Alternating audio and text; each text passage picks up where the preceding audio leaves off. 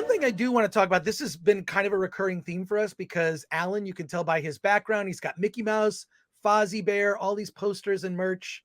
And Alan's a big Disney fan. Alan's a big Disney fan. I mean, it's just there's no two ways about it.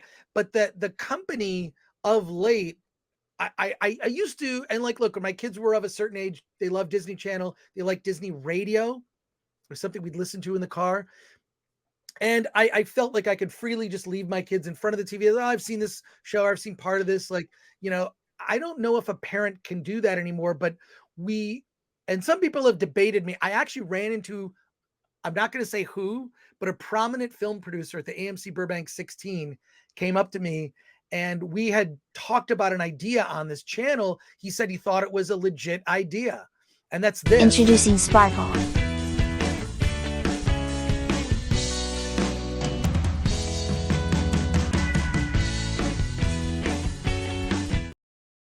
This is the idea of Disney. Wait, look, this is totally serious here. Disney spinning off a brand where they could lean into themes that were more woke. Why not make it a separate brand? And because I have you here, Christian, I'd love to hear your thoughts on it. And Alan, I'd love to hear your thoughts on this. Introducing Sparkle.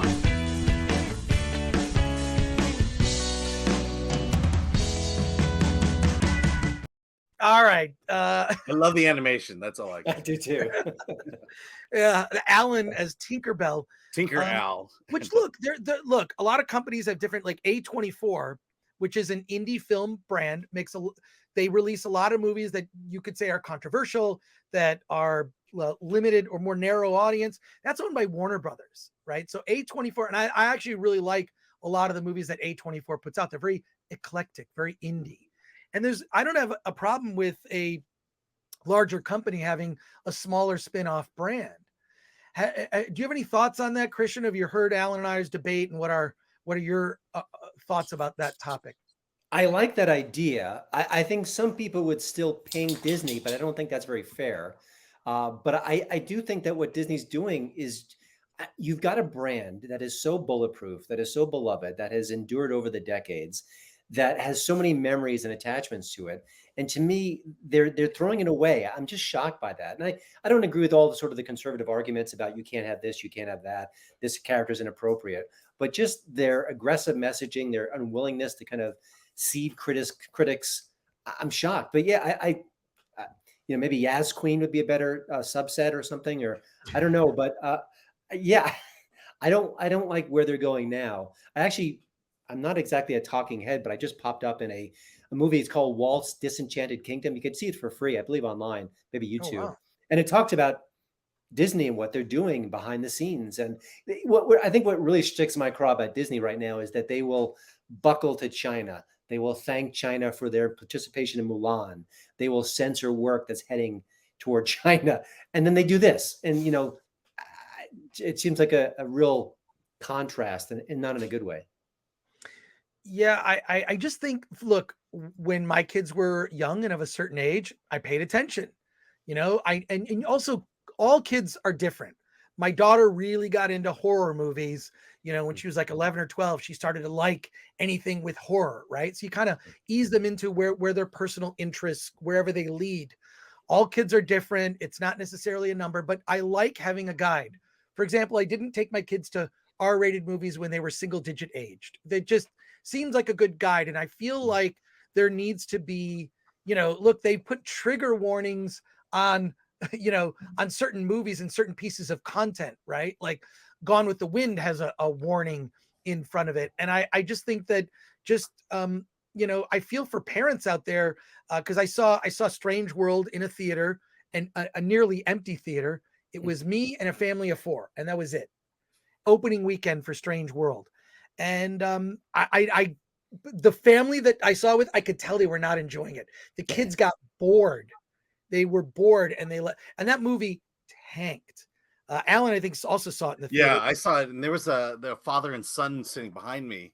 And anytime any of the LGBT content came up, the father would just start talking to the kid, and talking over those moments so the kid he's basically distracting his kid at that point.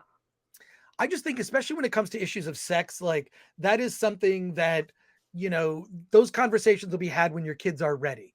Yeah. And I remember, I think that's my problem with Disney Sparkle, because it's not, because you're when you boil it down, it's about sexuality, and I do not believe that children should be having those discussions at that age.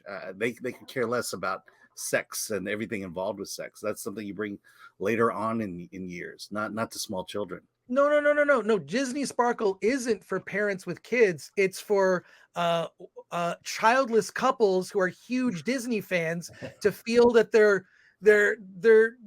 virtue signaling by loving everything that Disney Sparkle puts out. The point is this, because I've been around indie film since the 80s. Okay. It's been covering indie film.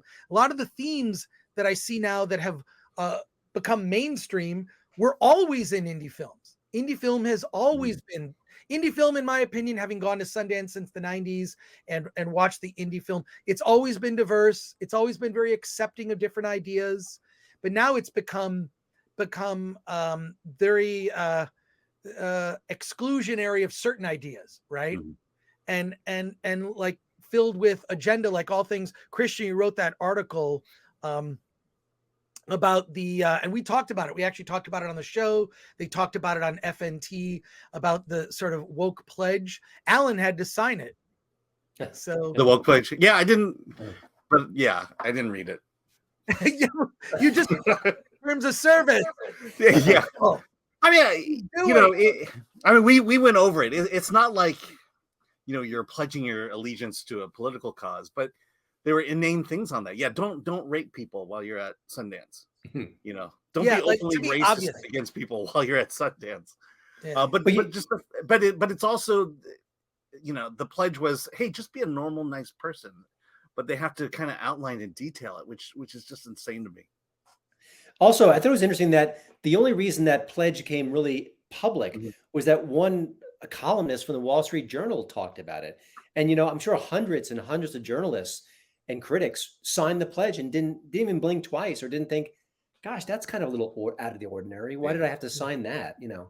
Listen, we all want to be good people, but signing a pledge to go see a movie, I think one of the pledge sort of dictates was, don't make fun of people because of their wealth. And I'm thinking, what's Triangle of Sadness or the menu? It's all about that. Isn't that true? I think that's kind of cool.